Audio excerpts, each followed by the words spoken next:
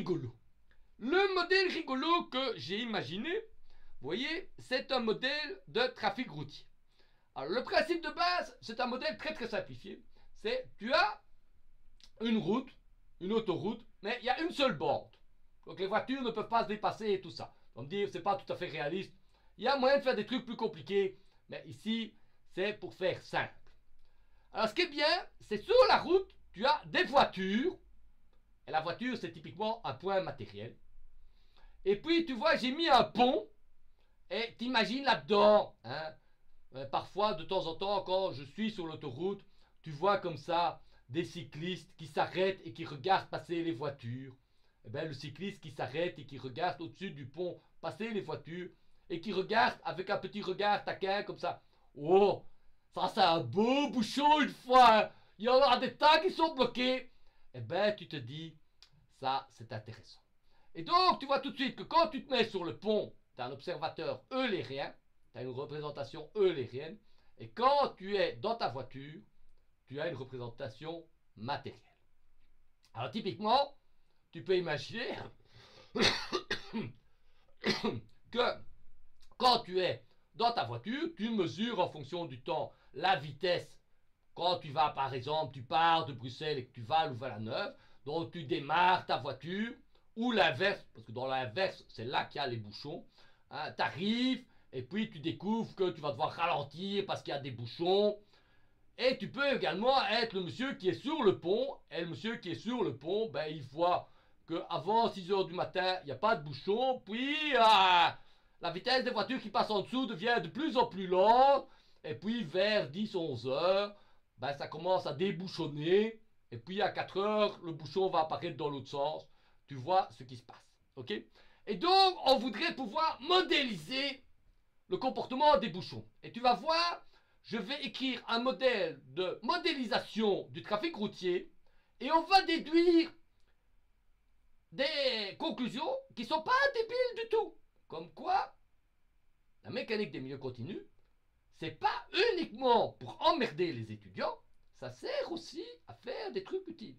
Et très sérieusement, les modèles de trafic routier, c'est utilisé réellement pour prédire comment le trafic va se comporter, y compris quand on fait des changements d'aménagement et autres.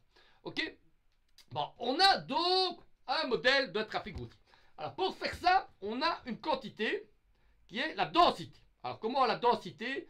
Ben, on a un truc comme ça qu'on va appeler ρ de x de t. Et ça, c'est la densité de voitures. Voilà, ça c'est la densité de voitures. Et la densité de voitures, ça a comme unité, ce sont des voitures, donc des cars pour parler en anglais, par le nombre de kilomètres. Ok? Et puis on a une autre quantité, c'est v de x de t, c'est la vitesse.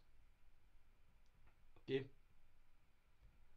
Et pour écrire mon modèle, je pars de la première équation que j'ai démontrée dans ce cours, c'est l'équation de la conservation de la masse qui dit que dρ plus v dρ dx est égal à 0.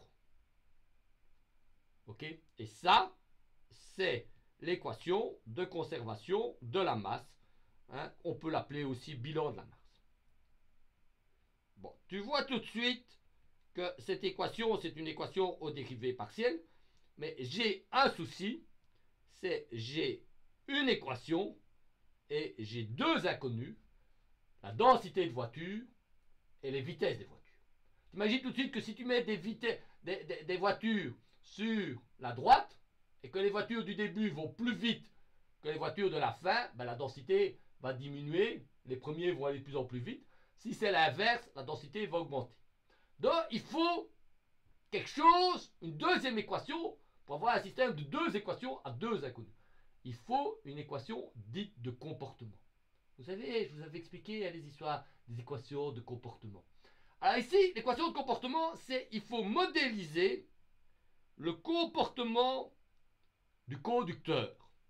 et je vais dire que je dispose d'une équation de comportement qui me donne, en fonction de la densité de voiture, la vitesse que va adapter le chauffeur. Bon, c'est un modèle très simplifié, donc, mais pas complètement idiot. C'est pas tout à fait juste, vous allez voir, mais ça donne quand même une bonne idée. Donc l'idée de base, c'est que le conducteur moyen, quand il voit qu'il y a une densité de véhicules plus importante, c'est ce que disait le moniteur d'automobile, c'est si vous voyez qu'il y a beaucoup de voitures autour de vous, ben vous ralentissez.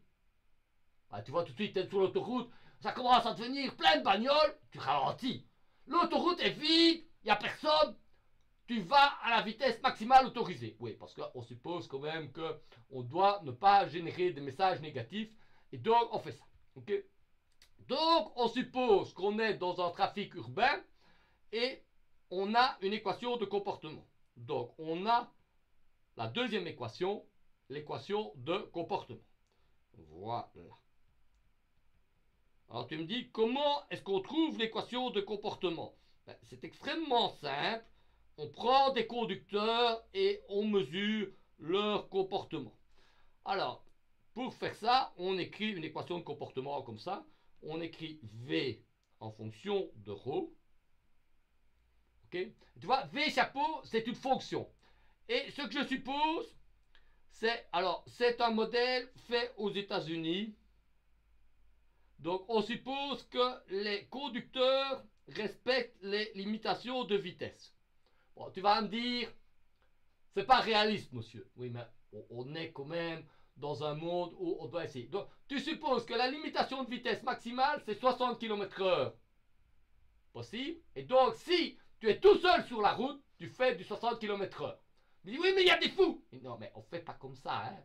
On suppose que ça.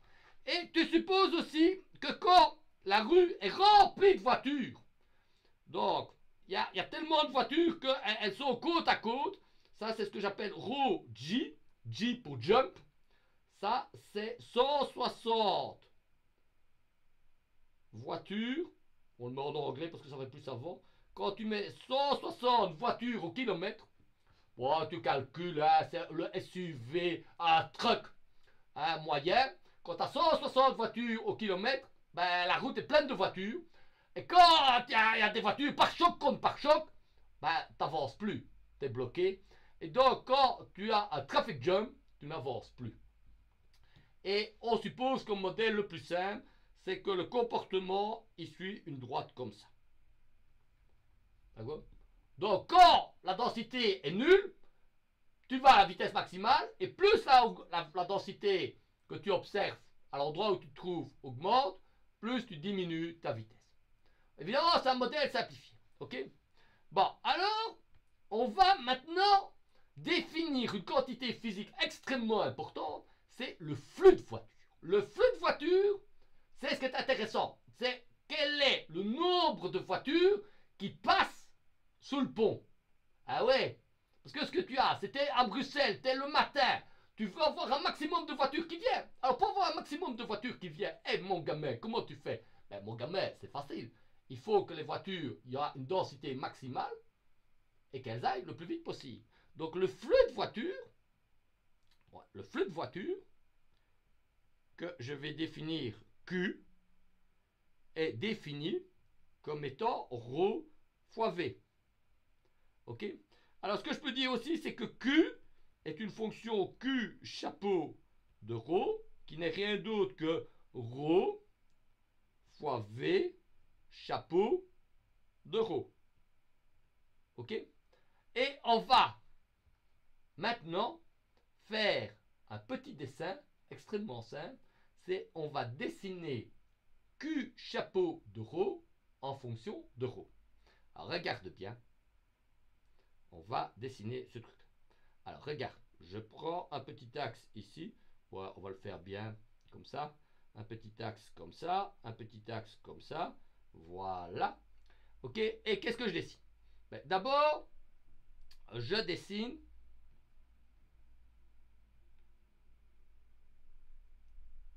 V chapeau de ρ. Donc V chapeau de ρ, ici les axes c'est quoi? C'est V, là c'est ρ, Et ici, je vais dessiner Q en fonction de ρ. Ok? Donc, à une certaine densité de voitures ρ star, correspond une certaine vitesse V star. Okay. Maintenant, je voudrais avoir quoi? La densité de voitures. Ok. Et qu'est-ce que tu fais? Ben, tu prends cette droite et tu la multiplies par la droite qui va de 0, qui est de ρ. Et donc, tu vas obtenir quoi? Ben, tu vas obtenir une parabole qui est comme ça. Avec les limites de la parabole, c'est quoi? Ici, pilou, pilou, pilou, pilou, tu as ρ jump et tu as ρ jump. Et qu'est-ce que tu vois? C'est très important ce que tu vois ici. Donc la courbe que j'ai dessinée là, c'est Q chapeau ρ. Tu vois que le flux est maximal, non pas quand les voitures vont le plus vite possible. Parce que quand les voitures vont le plus vite possible, ça veut dire que la densité est nulle. Et donc, quand la vitesse est le plus élevée possible, ça ne va pas être ça. La densité maximale ici,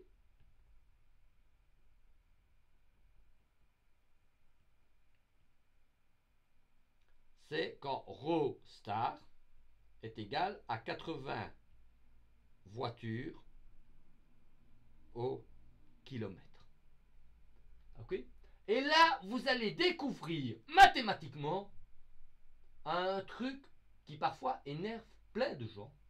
Quand vous êtes sur l'autoroute de la mer, hein, de Vlaamse Kust, quand vous êtes là et qu'il y a des bouchons, parfois vous observez que les gendarmes, ils font un truc bizarre. Ils font ce qu'ils appellent la circulation par bloc. Et qu'est-ce qu'ils font? Ils bloquent la circulation et ils les font avancer à une vitesse plus modérée. Et alors, tu te dis, là, tu es dans ta voiture et tu te dis, mais c'est con ces policiers. Pourquoi est-ce qu'ils nous bloquent? Ben non, c'est extrêmement intelligent. Parce qu'en bloquant la circulation, qu'est-ce qu'ils font? Ils augmentent la densité. Donc si vous ralentissez, vous diminuez votre vitesse, c'est vrai, mais ils vont mettre les voitures en paquet pour avoir la densité la plus forte possible. Et une fois qu'ils ont la densité la plus forte possible, ils font bouger le bloc. Et le bloc, il ira plus lentement, mais il y aura plus de voitures. Et donc, globalement, sur l'autoroute de la mer, quand vous êtes dans un bloc compact et que vous avancez plus lentement, vous allez plus vite que quand vous avez l'autoroute avec des grandes distances entre les voitures qui vont toutes à du 120 km/h. Et donc, pour maximiser le flux, maximiser le flux sur une autoroute, eh bien, le bon plan, c'est non seulement d'essayer que les voitures aillent vite, mais surtout que la densité des voitures soit telle que tu sois à une valeur de flux maximal. Et donc, tu vois tout de suite que pour avoir le flux maximal, les voitures ne vont pas à la vitesse maximale, elles vont plus ou moins à une vitesse plus faible. Ok? Et donc, on va obtenir que la vitesse maximale ici, c'est 80 km/h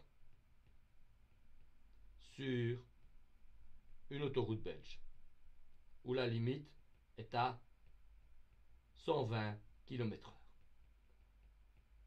Et donc, la manière la plus efficace d'augmenter le flux, c'est 80 km/h. Et donc, maintenant, tu viens de découvrir que les gendarmes, les policiers, ils sont pas complètement cons. Quand ils font ça, c'est extrêmement intelligent, c'est extrêmement futé. Ils maximisent le flux de voitures. Et donc, la prochaine fois que tu vois ces putains de connards, tu sais, que tu te dis, mais c'est pas possible, pourquoi ils font ça? Mais non, ils ont bien raison. Donc ça sert à rien de sortir ton 4x4, de les écrabouiller, de sortir ton gun pour les tuer. Non, ils sont intelligents. Pas toujours, mais là oui. Ok? Bon, alors, on va encore faire quelques petits calculs rigolos. On a donc notre équation. On va essayer de la résoudre. Et vous allez voir, ce n'est pas si simple que ça. Donc, on a notre équation. Et notre équation, je vais l'écrire sous cette forme-là. Regarde bien. Je vais écrire que c'est d rho dt plus la dérivée par rapport à x du flux de voiture que je vais écrire comme étant Q chapeau rho comme ça est égal à 0. Ok? Ça, c'est mon modèle de trafic routier. Tu vois bien, je suis sur une section. S'il y a plus de voitures qui viennent à droite que de celles qui sortent à gauche, eh ben, la densité va augmenter. Ça, c'est mon équation de conservation. Je peux l'écrire sous cette forme-ci. D rho dt comme étant plus Q chapeau prime par rapport à rho. C'est la dérivée de Q chapeau par rapport à rho fois d rho dx. Et ça, le terme Q chapeau prime, ça c'est que je vais appeler, c'est une fonction que je vais appeler C chapeau de rho. Ok? Et ça, c'est une équation au dérivée partielle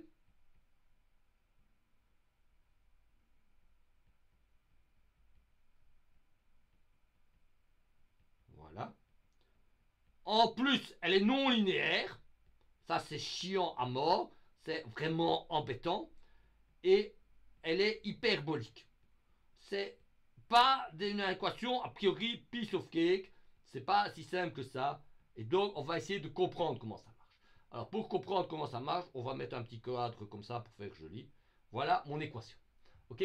Ça, c'est l'équation que je dois résoudre pour pouvoir prédire mon modèle de trafic routier. Alors, quand c'est compliqué, on va faire plus simple. Alors, faisons plus simple. Plus simple, c'est quoi? Plus, hop, là, là. Plus simple. Alors, quand tu trouves qu'un truc est compliqué, tu fais plus simple. Et plus simple, c'est de faire le cas linéaire. C'est d rho dt. Et ce que tu supposes, c'est que maintenant, le C chapeau est une fonction constante.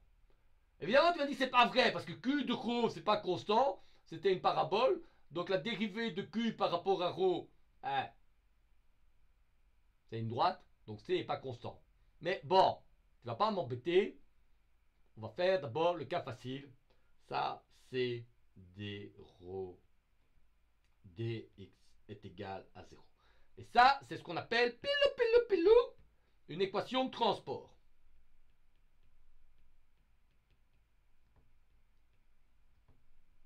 Équation de transport. Ok, on a l'équation de transport. C'est piece of cake. On s'amuse comme des petits fous. Alors, tu as l'équation de transport. On met ça dans une petite boîte comme ça. On est content. Tout le monde, il est content.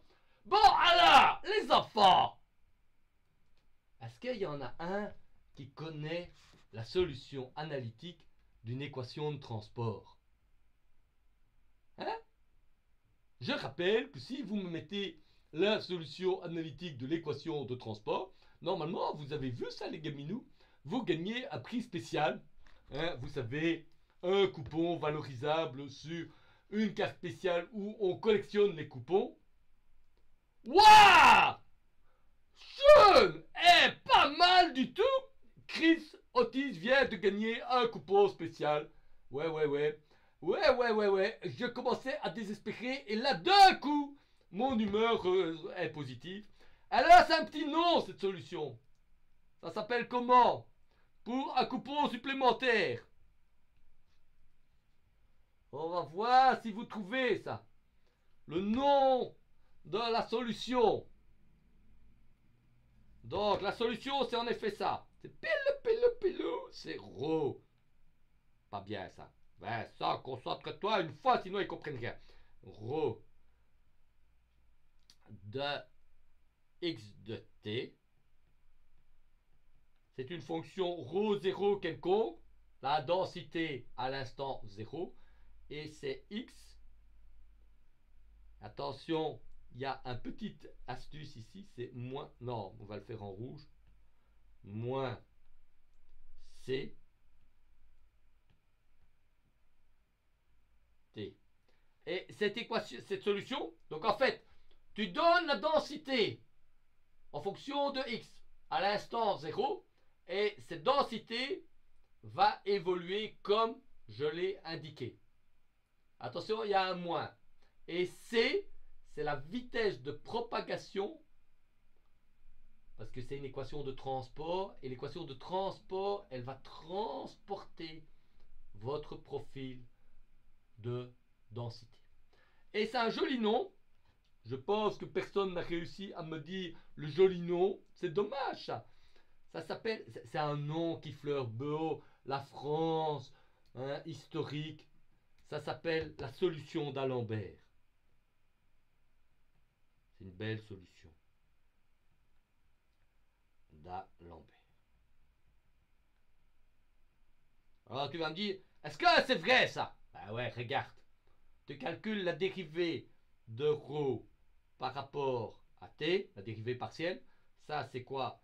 C'est la dérivée de ce qui est à l'intérieur de l'argument de rho 0. Ça c'est moins c plus rho 0 prime. Tu vois, rho 0 c'est une fonction à une variable. Donc quand je la dérive, pilou, couillou, pilou, je mets un prime. Et puis tu calcules la dérivée de d rho par rapport à x. Et d rho par rapport à x, ça c'est facile, c'est rho 0 prime.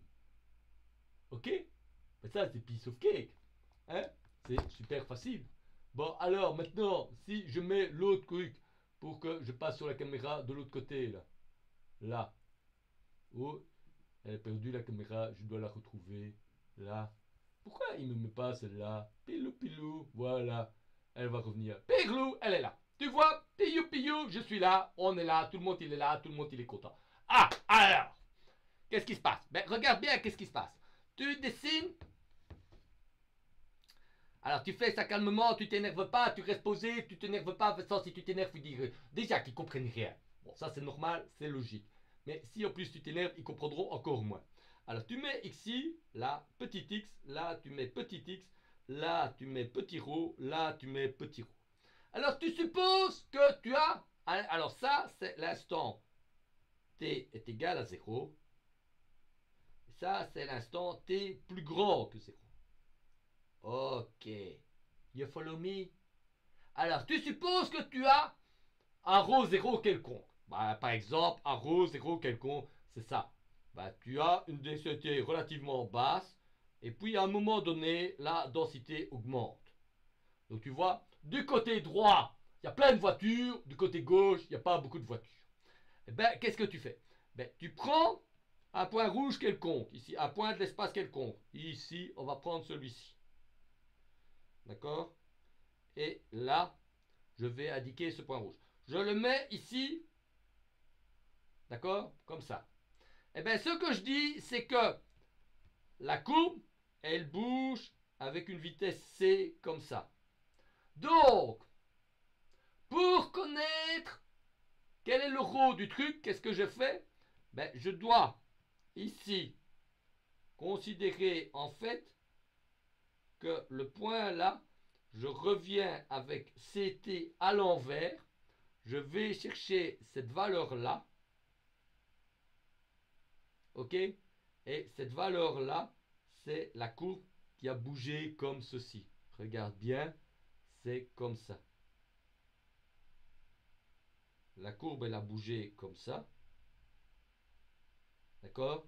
Donc quand je veux connaître la valeur du point noir, je redescends, je reviens en arrière de CT, j'obtiens la valeur de ce point-là et je vais regarder la valeur de ce point-là dans la courbe ρ 0 qui est comme ceci. Vous voyez, la courbe va avec la vitesse ct, mais pour connaître la position d'un point noir, je reviens en arrière et je regarde sur le ρ 0 où je me trouve. Ok? Alors quand on a des équations hyperboliques, ce qu'on aime bien, c'est remarquer qu'il y a des courbes gamma telles que le ρ ne change pas. Alors on fait un dessin. Alors là, tu te concentres à mort parce que ça devient chaud. Tu dessines un graphe de x en fonction du temps. Ok? Donc je me mets dessus. Et ce que je vais tracer, c'est une courbe. On va la mettre en rouge, ça va être plus joli. Voilà, une courbe comme ça. Et je vais tracer une courbe comme ça qui est dans l'espace x, t. Ok? Et ça, c'est une courbe gamma telle que ρ est constant. Ok? Et donc, je me dis, si tu te déplaces sur cette courbe gamma, eh ben, c'est une courbe que je vais appeler xc de t. Ah, pas bien écrit ça. Xc de t est égal à x0 plus ct. x0, il est là. Ok? Donc, quand je me déplace sur une courbe de tel truc, on a le ρ 0 qui est constant. Alors, tu vas me dire, ben oui, parce que regarde, si tu te déplaces sur une courbe x0 est égal à ct, ben j'ai toujours la même valeur. Bon, alors tu vas me dire, oui, mais comment tu as trouvé ça? Regarde, regarde mon gamin. Comment j'ai trouvé ça? Je prends ce dessin-là, parce qu'il n'y a plus beaucoup de place, je le copie, pirlou, and let's go to the next slide. Pirlou, on va là. Ok? Tu me suis? On a le truc. Alors cette courbe, on va lui donner un petit nom sympa. On va l'appeler, non, essaye de te concentrer, on va l'appeler la courbe caractéristique. Alors on va la mettre au-dessus parce qu'elle va être plus jolie. Voilà, on va mettre ça là, comme ça. Pirlou, on y va, tu es là, you are ready, on est tous. Oh, on se concentre les enfants, ça va être compliqué. Donc ça, pirlou, c'est quoi? C'est la courbe caractéristique. Donc ceci, c'est une courbe caractéristique de mon équation de transport. Ah, sounds good. Alors pourquoi? Ben, regarde, je vais te montrer, c'est bien ce que je veux avoir sur, on va le mettre en black, ça va être plus joli. Là, voilà, sur gamma, on a d ρ dt qui est égal à d ρ dt plus d ρ dx dx dt. Ok? Et regarde bien, sur ma courbe dx dt, je l'ai spécifié, la dérivée de x par rapport à t, c'est quoi? C'est c. Et donc ça, c'est quoi? C'est d ρ dt plus c d ρ dx. Et ça, c'est mon équation hyperbolique, mon équation de transport, et c'est égal à 0. Ok? Donc tu vois, qu'est-ce que j'ai fait? J'ai vu que mon équation de transport, il y avait un petit c devant, et à partir du petit c, j'ai compris que l'équation de la courbe caractéristique, l'équation où le ρ est constant, est... En fait, la manière dont Alembert a construit sa solution, c'est je veux avoir la valeur de la densité en un certain point x, ici, à un certain instant t, ici. On va mettre des stars pour que ça soit clair. Qu'est-ce que tu fais? Tu reviens en arrière. Tu te déplaces de la direction moins ct,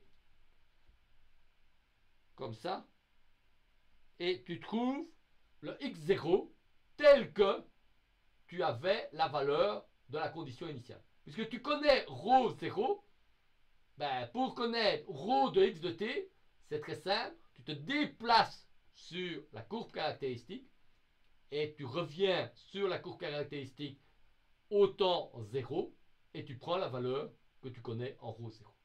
En d'autres mots, l'information se déplace le long des courbes caractéristiques. Donc tu vois, ici, tu as une certaine information en cet instant-là. Là, il y a une certaine information. Et cette information se propage le long de la courbe rouge. Équation de transport, tu penses aux ondes, les ondes radio, tout ça, l'information se déplace le long de la courbe caractéristique. Pilou, pilou, pilou. Tu vois ça? Piglo, piglo, piece of cake. Bon, alors, qu'est-ce qu'on va faire de beau? Ouais, alors, on a fait l'équation de transport, mais j'ai pas encore mon problème de mon trafic routier. Alors, faisons le trafic routier. Faisons le trafic routier et tu vas voir que maintenant, on va être capable de faire des choses jolies. Alors, regarde bien. On va enfin comprendre ce qui se passe sur un autoroute. Là, je mets ρ. Là, je mets x. Et je me mets dans une situation réaliste où j'ai une zone de l'autoroute avec peu de voitures et une zone de l'autoroute avec beaucoup de voitures. Voilà, voilà, voilà. Ok? Et ce que j'ai fait, c'est j'ai supposé ici que ρ est égal à 25. J'ai supposé ici que Q, alors j'ai pris les modèles que j'avais mis au départ, est égal à 1250. Et j'ai supposé ici que C était égal à 40. Et là, j'ai le trafic bouchonné. Donc, j'ai ρ est égal à 75. Il y a plus de voitures. Q est égal à 2250. Et C est égal à 0. Okay? J'ai pris les relations avec le modèle que j'avais construit juste avant. Hein? Donc le truc, la droite, etc. Donc qu'est-ce que j'ai exactement? Ben, on va faire l'exemple ici, hein, parce que tu ne me crois pas. Donc on a Piglou, V chapeau de ρ. Ici, j'avais mis 60. Là, j'avais mis... Alors ici, je vais mettre 150. Ok? Là, j'ai mon flux comme ça. Q chapeau de ρ. Le maximum ici est en 75. Et maintenant, je dessine C chapeau de ρ, qui n'est rien d'autre que la dérivée Q' de ρ. Et ça, c'est une droite qui va comme ça. Donc ici, tu as 75 comme ça. Ok? Alors je peux écrire l'expression, hein, donc V de ρ comme ça est égal à 61 moins ρ sur 150. Q de ρ, ben, c'est simplement 60 ρ fois 1 moins ρ fois 150. Et puis tu dois diviser Q, tu dois pas diviser, dériver Q de ρ par rapport à ρ pour obtenir C de ρ. Et ça va te donner 60, 1. Et alors attention ici, il y a moins 2 ρ parce que c'est ρ carré sur 150. Ok? You follow me? Bon, alors, ce qui est intéressant, c'est que tu découvres que quand ρ vaut 75, C vaut 0. Ça veut dire quoi? Eh bien, je prends ce point rouge là, et je le mets ici, et je vais dessiner mes caractéristiques. Alors, regarde bien. Je fais un dessin de x en fonction de t. Ok? Quand ρ est égal à 25, j'ai une équation de transport où l'information se déplace selon des droites avec une pente qui vaut 40. Bon, on va dessiner ces droites. Donc si j'ai un point comme ça, l'information se propage comme ça. Si j'ai un point ici, l'information se propage comme ça. Par contre, quand je suis à droite du point rouge, C vaut 0. Ça veut dire que fondamentalement, ce que dit l'équation, c'est que tu as d ρ dt est égal à 0. Et donc l'information, ce qu'elle dit, c'est que la densité reste constante comme ça. Alors tu vois tout de suite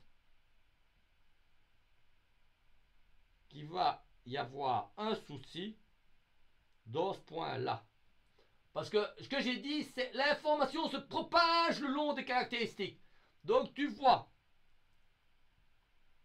que ce point-là, deux caractéristiques avec des informations contradictoires se rencontrent.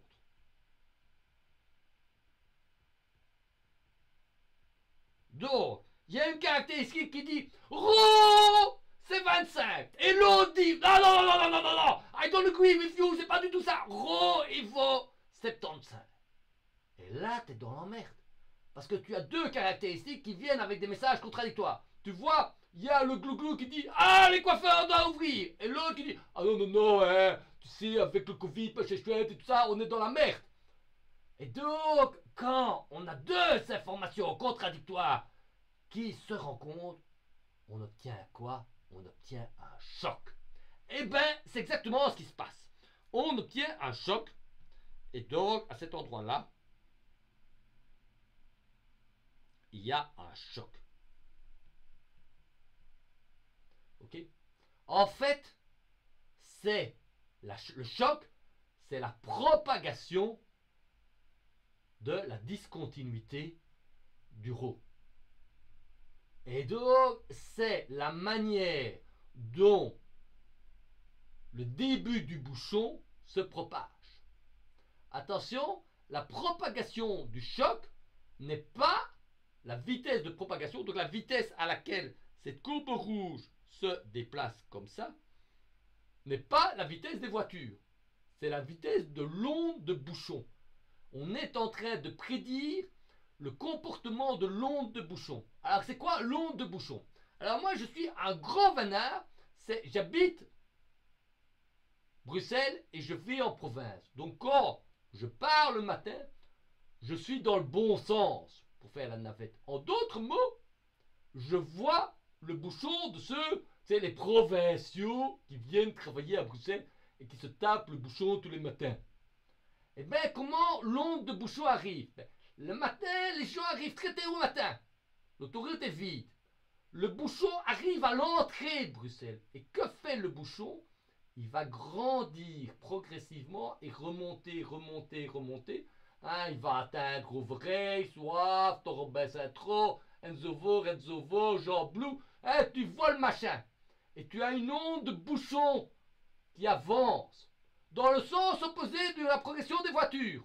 L'onde bouchon, elle va de Bruxelles, elle remonte dans la province.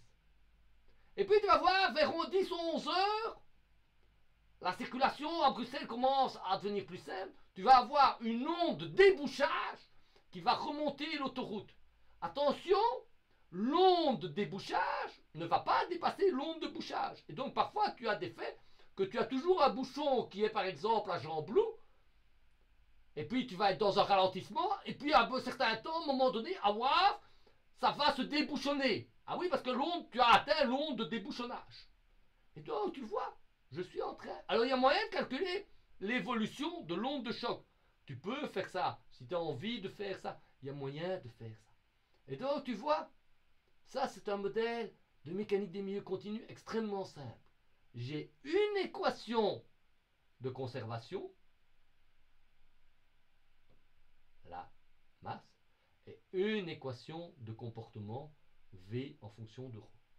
C'est ça la base de la mécanique des milieux continus. Alors tu vois tout de suite que mon modèle il n'est pas tout à fait réaliste. Qu'est-ce qui n'est pas tout à fait réaliste? Qu'est-ce qui n'est pas tout à fait réaliste? C'est de dire que la vitesse du conducteur est uniquement liée à la densité locale. En pratique, tu vois le bouchon. Tu vois à l'avance que la circulation va augmenter. Et donc, normalement, ton comportement, il est basé sur ρ, mais sur la dérivée de ρ.